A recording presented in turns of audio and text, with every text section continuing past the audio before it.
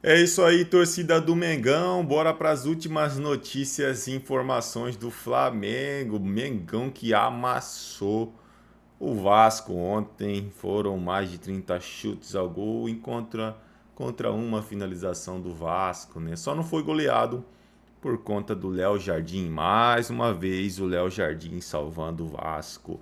Tem mercado da bola também, pessoal. Vamos com o Globo Esporte de hoje, 22/1, atualizando todas as notícias e informações do Malvadão. Torcedor flamenguista já sabe, né? Se não é inscrito no canal, se inscreva, deixe seu like e o seu comentário, que isso faz uma enorme diferença pra gente aqui dentro da plataforma. Agora, pessoal, sem mais enrolação, bora para as últimas informações e notícias do Mengão Malvadão.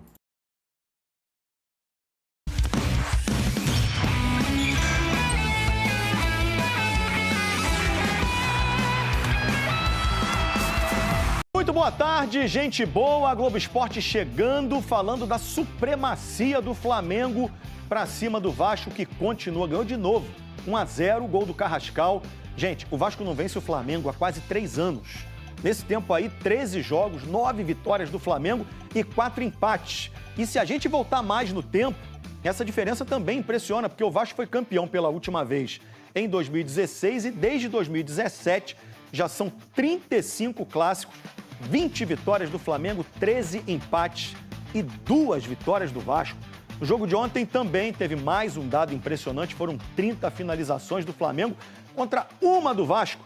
Do GB, tá ali, preocupado na tela. Molecada do Flamengo não tinha vencido em 3 jogos, né, no Carioca, estava na lanterna do grupo. Emergência, time principal foi chamado e resolveu a parada contra o Vasco. Esse é Léo Jardim antes do jogo. Uniforme impecável. Corta para Léo Jardim com 10 minutos de jogo, já manchado dos pés à cabeça, maior trabalhador da noite de ontem no Maracanã, sem direito à hora extra. Defendeu Léo Jardim! Primeiro clássico do ano, no Vasco, estava faltando alguém. Nosso menino Ryan vai deixar saudade. Negócio quase fechado para o atacante ir para o Bournemouth da Inglaterra. O Ryan que pediu para não jogar, foi a decisão dele. No Flamengo também estava faltando alguma coisa. A roupa. Cadê a roupa preta da sorte, Felipe Luiz? Então ela foi aposentada junto com a calça e vai ficar guardada na casa. Então acostume-se, torcedor, em 2026, esse será o modelito, camisa marrom e calça bege. A minha esposa aí que fez esse look pro Campeonato Carioca. Mas a maior mudança não foi essa. Depois de 3 jogos com a garotada, elenco principal na área. Ordem do presidente. Ele pediu-nos para mudar o planejamento que tínhamos, por razões institucionais, por a situação em que estava o Flamengo no Carioca. Último no Grupo B, nenhuma vitória em 3 jogos, risco de disputar o quadrangular do rebaixamento. Foi uma conversa, óbvio que não era o que estava planejado, mas por algumas circunstâncias foi decidido isso e a gente só acatou. O resultado é que o Flamengo, que ganhou tudo no ano passado, parece que está com mais fome ainda. O time que estava voltando de férias mandou no jogo. É verdade que a gente controlou a partida a todo momento. A gente também, de certa forma, nos surpreendemos positivamente. Só uma estatística para você ter noção. Foram 30 finalizações do Flamengo contra uma do Vasco. Ok, a do Vasco foi bacana. Paciência na saída de bola. Depois, velocidade pela direita. Entre Andrés Gomes, Paulo Henrique e GB, o substituto de Ryan, que mandou raspando a trave. Foi quase, mas foi a única. O resto, minha gente, foi Flamengo em cima. E Léo Jardim sujando a roupa que estava limpinha, com algumas defesas espetaculares. Por culpa exclusiva do goleiro do Vasco, o primeiro tempo terminou empatado. E nem deu tempo para saber se o ritmo seria diferente na etapa final, porque com os 5 minutos, Cauã Barros foi expulso. Ele deu uma pisada proposital na panturrilha do Carrascal. Com um a mais, já viu, né? O Flamengo reativou o modo massacre. Foram 18 finalizações no segundo tempo. Léo Jardim fez 15 defesas no jogo inteiro, eleito melhor da partida. Para isso que eu trabalho, para poder ajudar o clube, ajudar o Vasco Apesar da grande atuação, uma bola passou por ele. O chute de primeira de Carrascal, no canto, 1-0 Flamengo. Chicotada na cara da bola, é gol do Flamengo. Carrascal de primeira abre o placar. A mudança de planos deu certo. O elenco principal garantiu a primeira vitória do Flamengo no Campeonato Carioca. O time deixou a lanterna do grupo, melhorou as chances de classificação às quartas de final e domingo tem outro clássico pela frente, o Fla-Flu, aqui no Maracanã. Quando foi determinado que a gente estaria nesse clássico hoje, o grupo esteve presente, conseguimos vencer um clássico onde ninguém está nas suas melhores condições. Diante de 50 mil pessoas, o Flamengo apresentou o cartão de visitas da temporada e mandou um recado para geral. É só o começo. Não me impressiona porque eu já conheço os jogadores, já sei da forma que eles têm de lidar, a ambição que esses jogadores têm, de jogar, de performar, de se divertir dentro do campo. Já tem um tempo que a gente sabe que Flamengo e Lucas Paquetá estão tentando se acertar. Dessa vez, o Flamengo fez uma proposta oficial ao West Ham da Inglaterra, que é o time do Paquetá, 218 milhões de reais fixos, mais 31 milhões em bônus.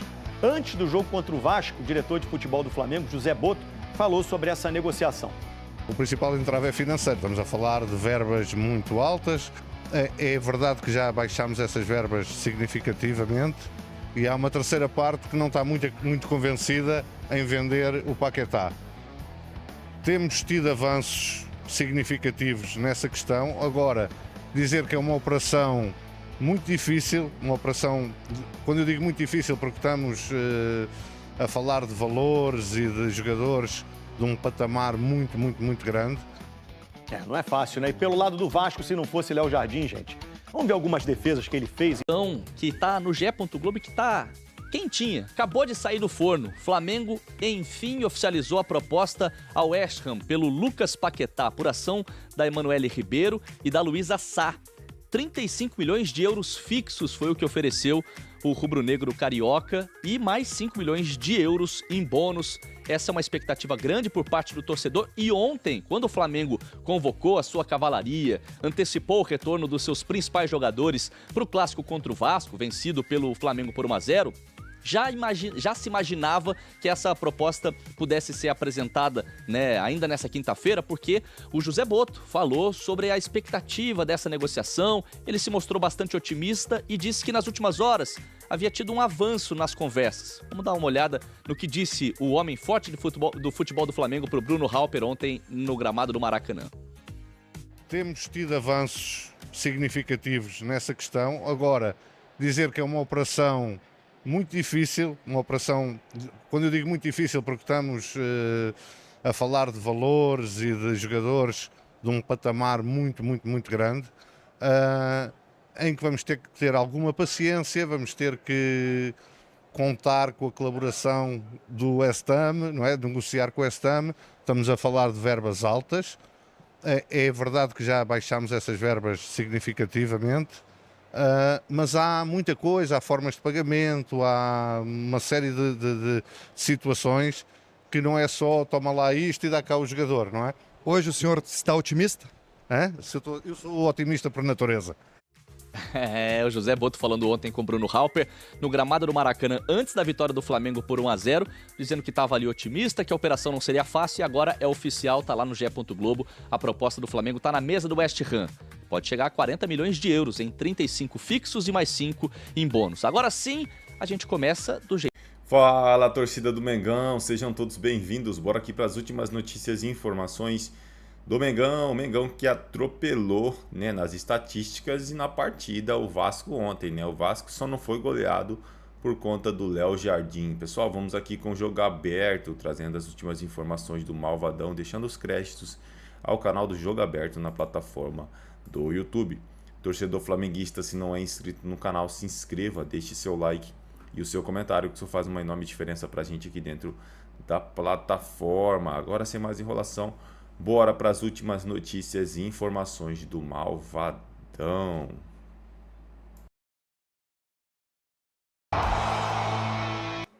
Já se esperava uma atitude, uma reação do time titular do Flamengo, que continua muito bem azeitado, muito parecido com a temporada passada. E o placar foi de 1-0, mas poderia ter sido muito mais, Edu. Muito mais, Renata. E o planejamento foi antecipado, né? Pelo momento do Flamengo que estava vivendo no campeonato. Você viu, já estava perto da zona de rebaixamento. A zona de rebaixamento agora já está para classificar, para você ver como que é o estilo do campeonato. E a gente vê o Flamengo num modo assim que automático. Os jogadores já sabem o que faz dentro do campo. Só entrou o Vitão de diferente do ano passado. Então, os jogadores já se conhecem. O Felipe Luiz tem os jogadores nas suas mãos, sabe o que os jogadores podem render. Então, acho que ele fez uma coisa muito correta, que foi mesclando, depois foi mudando jogadores. O Vasco começou muito bem o jogo, né? Aquela bola na trave do Andrés Gomes ali, só que depois só deu o Flamengo. O Flamengo é um time onde que a postura dos jogadores dentro de... O Flamengo mostrou já as suas credenciais para o ano. Pois é, ainda testou, né, o lateral esquerdo, Daniel Salles, também depois o Alexandre entrou. Agora, Ronaldão, o time do Flamengo, todo mundo sabe que tem força, mas ontem eles estavam concentrados, jogando sério, rapidamente eles recompunham a bola, recebiam e já passavam, meio campo funcionando e sem peças importantes como o Jorginho e a Arrascaeta. É aí que a gente detecta o treinador, a mão do treinador, que está sempre cobrando dos jogadores e cobrando aquele algo a mais. Não é porque venceu o ano passado que esse ano vai deixar mole para todo mundo aí, não. Então, o Flamengo é isso. O Flamengo é entrega, um treinador que cobra e os jogadores que são pagos para isso vão lá e executam. É simples, o futebol é simples. Você não pode tirar a vontade e a fome desses jogadores que têm qualidade. Então, o Felipe veio e falou, agora está aqui meu time. Meu time está bem treinado, cabeça boa já para 2026, à procura de títulos. Esse é o Flamengo. Cicinho, e o Vasco da Gama quando perde o Ryan, que era o principal jogador, aí o Verratti com a experiência também vai embora. O Vasco muito tímido, independentemente do Flamengo titular, o Vasco não fez uma partida boa. O Léo Jardim trabalhou bastante, porque o Flamengo atacou, teve espaço, teve oportunidades. Exatamente. O Vasco fez uma partida de time que ainda está buscando o ritmo de jogo. Em contrapartida, o Flamengo, o que me chamou muita atenção foi a questão da velocidade dos jogadores, né? Início de temporada, a gente sabe, ok, a parada foi curta, os jogadores estavam numa mini pré-temporada, mas a velocidade que me chamou muita atenção. E isso dificultou a equipe do Vasco, que tentava sair jogando, não encontrava, e mesmo com 11 jogadores, o Flamengo estava melhor em campo. Aí, com a expulsão, o Flamengo foi soberano. Que, aliás, eu quero a sua opinião, para você foi justa? Não, foi justa. Foi justa, né? Porque você, quando... tem a oportunidade de analisar, você vê que ele tentou realmente levar o pé, foi infeliz, né? E é a questão de segundos, você tentar ganhar um espaço ali, tentar cometer uma falta, enfim. O azar dele foi que o juiz estava perto e acabou expulsando muito bem. Mas o Vasco bem abaixo. O Flamengo me surpreendeu na questão da velocidade no início de temporada, por ser o primeiro jogo. Boa, Cicinho. Edu, para você, o Bruno Arleu de Araújo expulsou corretamente o Barros? É justo, Renan. É justo até porque, tipo assim, ele, por mais que ele de repente não tenha tanta intensidade, assim, tanta força, mas ele pisou na panturrilha, né, do Carrascal ali, então, pra mim, justo. Ronaldão.